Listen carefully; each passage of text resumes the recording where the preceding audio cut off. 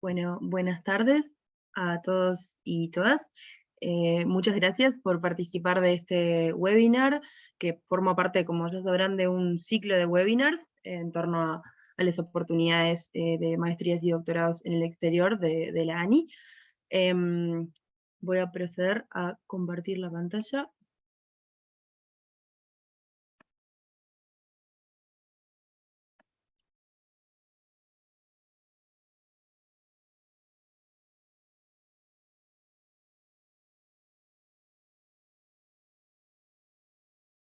Ay, no.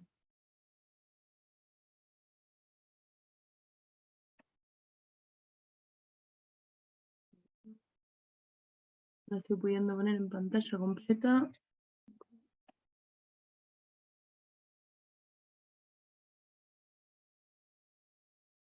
Ahora sí.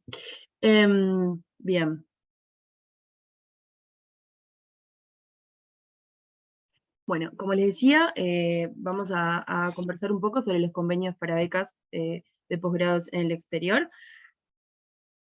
Esto es parte de un ciclo que comenzó hoy a la mañana y va a terminar en realidad el 20 de diciembre, así que pueden fijarse en las redes de la ANI, sobre todo las diferentes universidades que van a estar cada día. Bien, una vez que, ahora las universidades con las que contamos hoy, que después voy a pasar a contarles cuáles son, van a hacer la presentación más en profundidad, pero a modo de introducción, una vez que comience el llamado, que va a ser dentro de algunas semanas, la postulación será online en la web de la ANI. En torno a lo que tiene que ver con maestrías, solamente pueden presentarse a universidades que tengan convenio con la agencia. Van a poder ver, cuando esté el llamado, van a poder ver la lista desplegable de instituciones con las que tenemos convenio. Y también necesitamos que tengan el trámite de inscripción iniciado en la universidad, en su universidad de interés y en el programa. Por otro lado, para los doctorados no necesitan que la agencia tenga un convenio con la universidad de destino, pero sí necesitamos que ustedes ya tengan la aceptación en dicha universidad y no solamente lo que tiene que ver con la inscripción. En lo que tiene que ver concretamente con las becas, bueno, se cubre, o los rubros, digamos, que se pueden cubrir, son la matrícula, el pasaje, la manutención y el seguro de salud. Por supuesto que el porcentaje que podemos cubrir de cada uno va a depender de las matrículas y de los diferentes costos de cada una de estas categorías que dijimos. Las universidades que tenemos hoy son ambas de Reino Unido. Tenemos a Glasgow University, que tiene maestrías y doctorados en nuestros convenios, y también a la Universidad de Bristol, que también tiene maestrías y doctorados. Y les dejo acá, en esta placa, el mail de la unidad de cooperación, y también el mail del equipo de becas, para que puedan hacer preguntas en caso de que no las puedan hacer hoy. Mientras las universidades vayan hablando, ustedes pueden ir haciendo preguntas en el chat, que las vamos a juntar y hacer después, o si no, quedan estos contactos para que ustedes puedan consultarnos una vez terminado el webinar. Así que ahora le voy a dar la palabra a Jenny French, de la Universidad de Bristol. So Jenny, whenever you're ready. Thank you. Thank you very much, Lucia. I'll just start the presentation. Perfect. So yes, thank you very much. My name is Jenny French and I'm the International Recruitment Officer for the University of Bristol. I've left my email address on the start of this presentation in case you want to get in touch with me directly, and there is also a link to our website.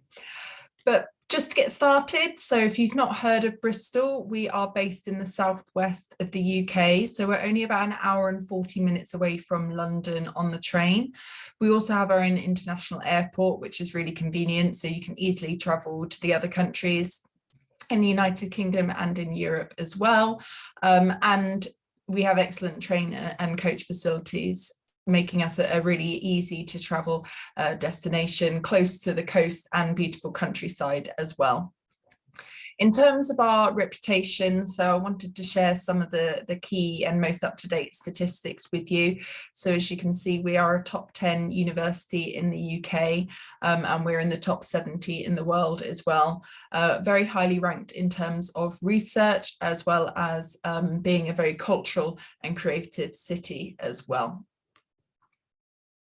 We come from a very strong history of excellence at the university. So it was founded in 1876 when it was known as the University College Bristol, and we were the first university in England to admit women on an equal basis to men. We're also one of the founding members of the Russell Group university group, which is 24 research intensive universities. And we're also part of the Worldwide Universities Network, and we are partners with hundreds of prestigious universities across the world as well. And I did mention that our research was world leading, and yes, we are very much one of the most research intensive universities, and 36% of our research has been rated world leading, and we are ranked 5th in the UK in terms of research excellence. In terms of where you would be studying, if you were to come to Bristol, we have a really beautiful campus right in the heart of the city centre, and you can see some of the images and the contrast from the very modern and up-to-date buildings to the more traditional and original buildings that we have as part of our campus. The picture in the middle of the screen is Langford, which is actually a short distance outside of the city, and this is where our veterinary science course is based, and that's more in the countryside because some of the facilities involve a working dairy farm. And then continuing on, we have the Merchant Ventures building. This forms part of the engineering department, our beautiful law library, and our recently renovated maths building, which is the Fry building on the right. In terms of the facilities that you can expect, obviously being one of the top universities in the UK, we are always investing a huge amount of money into our facilities and making sure that you've got the best possible options to go alongside your study while at Bristol. So in terms of libraries, we've got 9 different libraries on our campus, and lots of different subject specific librarians who would be able to help you with whatever it is you're looking for, millions of pieces of research and options to further your learning and to add to your research, as well as obviously the IT service desk to help you with if you have any laptop or any sort of problems along the way, and lots of managed study centres, so not only for group study but also individual study as well. So if you have any projects that you want to combine with others, that's a really great place to do that. You're not expected to kind of stay in your room when you're not in your lectures. And as I mentioned, the outstanding discipline specific facilities. So one of the pictures I just showed was of our life science building, which was opened in 2014 by Sir David Attenborough. In terms of the most popular master's options that we have relevant to this particular call, it's probably those that I've listed on the screen here. So within health sciences, we've got the Masters of Health Science Research. We also have nutrition, physical activity and public health, a standalone public health masters, and the law masters in health, law and society. And then within the environment and the geographical sciences area, we've got climate change science and policy, environmental policy and management, water and environmental management, a master's in sustainable futures, which is a research master's, and global wildlife health and conservation as well. And within the engineering department, one of our largest departments at Bristol, we've got the MSc Biomedical Engineering and Research programme. In the School of Education, we have a number of education masters that go into specific topics, as well as more open pathway. And finally, we've got the MSc Global Operations and Supply Chain Management, but that's just a few of the many, many options that we offer at Bristol. And then again, in terms of if you were looking to do a PhD with us, we've got a number of excellent research areas that you could potentially explore, including cellular and molecular medicine, health and well-being, earth sciences, and again, back into that School of Education as well. I just wanted to show you a little bit more about our city that we're based in. So a really beautiful city that's got a wonderful river running through the centre of it.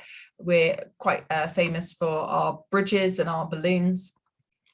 We're a city with a soul, without a doubt. It's been named as one of the best places to live in the UK. It's got a very young and modern feel to it. It's also a very diverse city, and it also has over 400 parks and green spaces. So although it's a very busy and vibrant city, it also has lots of really beautiful outdoor spaces to relax in as well. As I mentioned, it's a very multicultural city, so it's home to people from over 187 different countries, speaking lots and lots of different languages, and all faiths are welcome. And because of the multicultural society that we have, there are lots and lots of different cuisines in terms of the restaurants and shops, so you should be able to get some of your home comforts even when you're all the way over here in Bristol. And then in terms of things to do, I've listed just a few on the screen here. We have arguably the largest number of festivals of any city in Europe. So if you can think of a particular hobby or an activity, we probably have got a festival for it. For example, so our biggest festival is the Balloon Fiesta. We also have a neuroscience festival, a English literature festival, film festivals, comedy festivals, and obviously lots of music festivals. So it's a really fun place to live and to spend it, whether it's just the 1-year masters or a little bit longer on a doctorate. You will absolutely never ever be bored in Bristol. And we're very synonymous with the environment, so we're seen as a very green city, as well as a university that puts the environment at the heart of its agenda. So we were the first UK university to declare a climate change emergency, and we were the first UK cycling city and the European Green Capital back in 2015. So the city itself aims to become carbon neutral by 2030, and we have very recently brought in a clean air charter within the centre. Moving back to the university and the options that you can expect to experience when you study with us, we're very, very proud of our global lounge. This is an area where our international students are really made to feel very at home and to access support. We realise that obviously it's a very challenging time to come and study in another country, particularly if English isn't your first language. And so this is just a really obvious place to drop in and to meet new people and know that you will have a very warm welcome. There's always free tea and coffee and biscuits available for all of our students, and you have a chance to meet new people as well as share your own culture and your own experiences, and potentially teach or learn another language on a casual basis as well. So it's hugely popular, our global lounge, and we're very, very proud of having it at Bristol. And then, like all universities in the UK, we have a huge number of support services, as you might expect. So as part of this, we have 24/7 wraparound support through our accommodation. So because of time restraints, I haven't gone into too much detail about our accommodation, but we do have dormitories available in the city very close to campus, and they would have 24/7 support every day of the year. And then we have a number of other outstanding support services to help you settle in and make sure that you are being cared for outside of your studies, as well as during your course as well. Part of that support would come from our careers service. So we would be able to link you up with a careers advisor, and the advice is not based only on starting a career in the UK, but obviously we are a very international university, and our careers advisors as such will guide you into whichever country it is that you are wanting to progress into after your studies and give you the correct advice for that. And even if it's as simple as tidying up your CV or gaining some work experience, we would really encourage all of our students to participate with the careers service. And then just wrapping up, if you aren't able to visit us in Bristol, obviously we're quite far away and it is very cold at the moment. There's a fantastic virtual tour on our website where you can get 360-degree views of a lot of our teaching spaces. So I would really recommend having a look at that just to get a feel for our campus and our facilities, as well as the wider city on that website. And I'll finish there. I've put the link to the website as well as a general email address and phone number if you do want to stay in touch. But otherwise, thank you very much. Thank you very much, Jenny. Pueden ir haciendo sus preguntas en el chat, que les vamos a conversar después. Y bueno, ahora le doy la palabra a Scott de Glasgow. So Scott, the floor is yours. Thank you, Lucia. And just bear with me, just while I share my slides.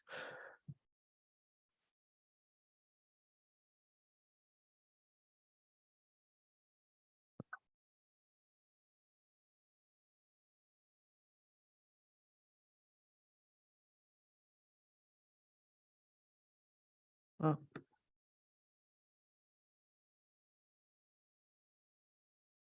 Hopefully you can all see that. My name is Scott. I'm International Officer for recruitment here within our recruitment and international relations team at the University of Glasgow. Just to give you a little bit of information about the university. University is situated in Scotland.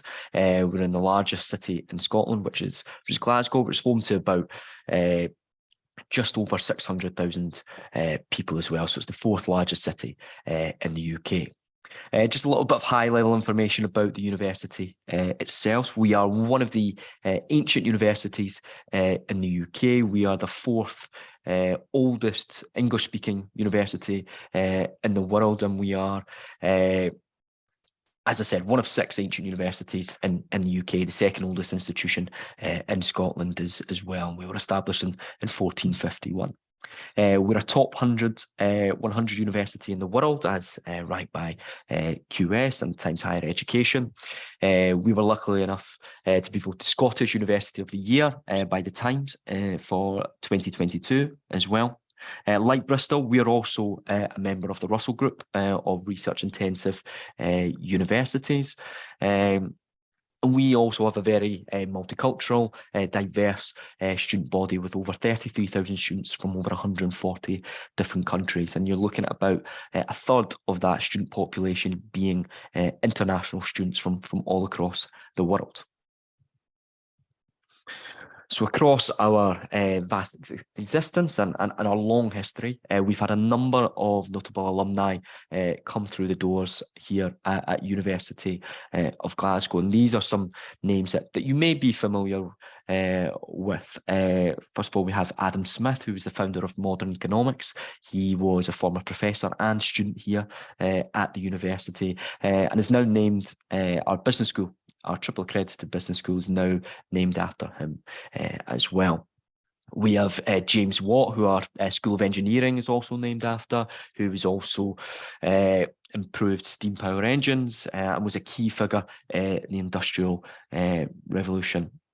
We have Lord Kelvin, who again, like Adam Smith, was a former student and a former professor here at the university. He actually developed the Kelvin temperature scale and wasn't always known as Lord Kelvin. He actually adopted the name because he fell in love with Glasgow. And if you know Glasgow, Kelvin Grove, Kelvin Side River, the Kelvin River, is synonymous with the city itself. So adopted the name out of his love for Glasgow. So that's where, and he, as I said, created the Kelvin temperature scale. We also have John Logie Baird, who was the television pioneer, was also a former graduate here. We've had 8 Nobel laureates across our existence, as well as most recently as 2022, when David Macmillan won the Nobel Prize in the field of chemistry as well last year. We have an abundance of Latin American students here at Glasgow. We have around 200 students studying mainly in our science, health, engineering and social sciences programmes. Mostly these students are studying on one-year master's degrees or doctorate degrees as well. We have good relationships with these students and discounts for agreements with sponsors and funding bodies such as ANII, where it's around about a 15% discount. We also have some scholarships available as well that are worth £10,000. Oh, sorry. These are a broad overview of our subject areas as well. And we have over 150 top masters programs as well. Like Bristol's, our masters programs tend to be 1 year in length, and our doctorate programs between about 3 and 4 years. This is a kind of very broad subject offering that we have at postgraduate level, which covers kind of our 4 main colleges, which are College of Arts, a College of Social Sciences, our Medical, Veterinary and Life Sciences College, and also our College of Science and Engineering. Just want to show you a little bit of our campus as well. There is also a virtual tour online as well, but hopefully just to give you an idea of what our campus looks like from the sky. So as you can see here, the main kind of focus of this picture is our main building, the George Gilbert Scott building, which was designed by George Gilbert Scott, the architect, in the late 1800s, and was a landmark of the Glasgow skyline. When it was built, it was the second biggest building in the UK after the Houses of Parliament that are down in London as well. This is used as a teaching building and is still used for graduation. It's very much a kind of functioning building on our campus as well, and it's often referred to as kind of the Hogwarts-esque looking building from Harry Potter. We also have our 13th floor library, which has over 2 million books and special collections, as well as a great kind of study area and study space for students to access on campus as well. We have our Fraser building, which is home to our international student support team. And has an abundance of student resources and student support services in this building as well, which is really important for our international student cohort in particular. And actually, this picture is a little bit out of date. In that little orange triangle that you can see at the top of your screen, we have our new student learning and teaching hub, which opened last spring, which is part of our campus redevelopment that we're going through at the moment, where £1 billion programme of investment has been put into further enhancing and developing the facilities at the university. So it's a really cool time at the university. We're seeing a lot of investment into the campus and a lot of changes going through and improvement in the facilities and what we can offer students as well. I'm aware that some of you may not be completely familiar with Scotland and Glasgow itself, so I just want to kind of give you some highlights of both the country and the city itself. Scotland is voted the most beautiful country in the world. Of course, I'm biased, so I'm going to say that, but it's well known for the amount of outdoor activities, mountain climbs, walks, winter sports that you can undertake here. We also have an abundance of art, live music, theatre, comedy, and festivals that happen all across the city, not only within Glasgow itself, but all over, including the Edinburgh Fringe Festival, which is the largest arts festival in the world. We have an abundance of history and architecture, ancient attractions as well. Most famous are probably our castles as well, especially in Edinburgh and Stirling. And Glasgow itself, it's voted the world's friendliest city in 2021. We're a very welcoming, we're a very diverse and multicultural city as well. We were voted the Cultural and Creative Centre of the UK. As discussed previously, we're Scotland's largest city and the 4th largest in the UK. We're a very green city. Glasgow itself actually is derived from the meaning of Dear Green Place. So it's well known for its green space, its parks and public gardens. Glasgow is a great city for music lovers. We voted a UNESCO City of Music. we have one of the biggest arena venues in the world. It was the 4th busiest arena venue in the world, the Hydro, which you can actually see in the slide there, which also hosted the COP26 climate change conference.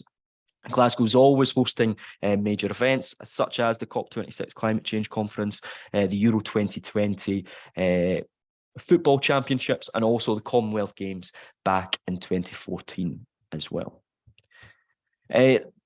I'm actually stepping in for my colleague who deals primarily with Latin America this evening. So Jo has shared her email address there in the email, but I can also share my contact details as well. So if you do have any questions, do feel free to get in touch.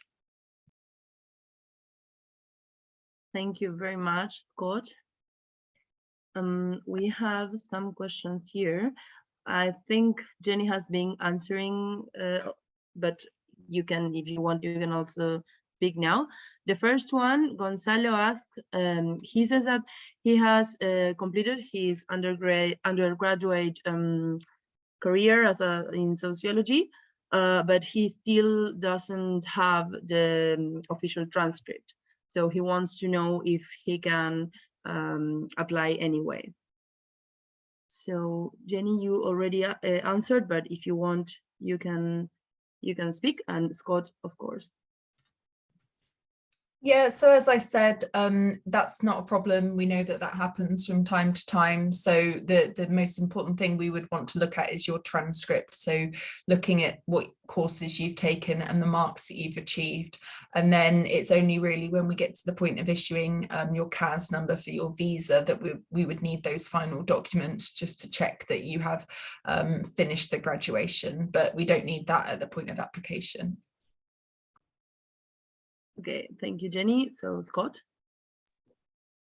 Yeah, a very similar answer. Really, we wouldn't, obviously we would make a conditional offer, like Jenny said, based on the transcript, and if there was anything further that we need to see in order to make the offer unconditional, then we would list that within the offer letter and the required receipt of that in order to progress the offer to unconditional. But yeah, a very similar answer to what Jenny has already said. Okay, thank you both. Gonzalo, solamente cuando Leles estaba haciendo la traducción, pero bueno, ahí ambos respondieron, igual las respuestas ya son similares. Joaquín asks, here. Thank you, Scott. I lost Joaquin. Here. The university has master's degrees focused on bioinformatics and software development. Well, Jenny has already answered, but Scott, if you want, or also Jenny, of course.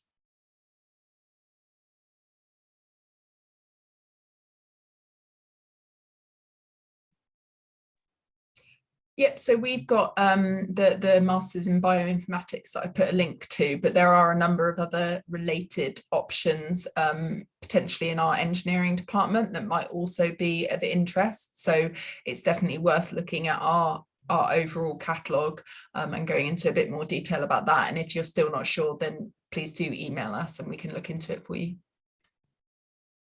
Right. Thank you, Jenny. Scott? Yeah, so we have degrees in biotechnology, for instance, that may be of interest. So I've posted a link to that in the degree as well, but in the chat, sorry. But yeah, likewise as Jenny, we also have a number of disciplines on offer in our engineering school, which may be of interest, and we can send some further information if needed.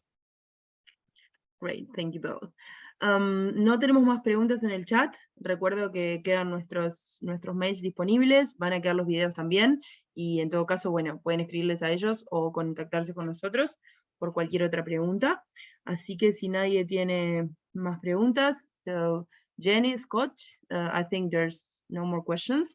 So thank you very much both for being here today, and well, we stay in touch, and gracias a todos por participar. Thank you so much. Thank you very much. Bye-bye. Bye-bye. Bye.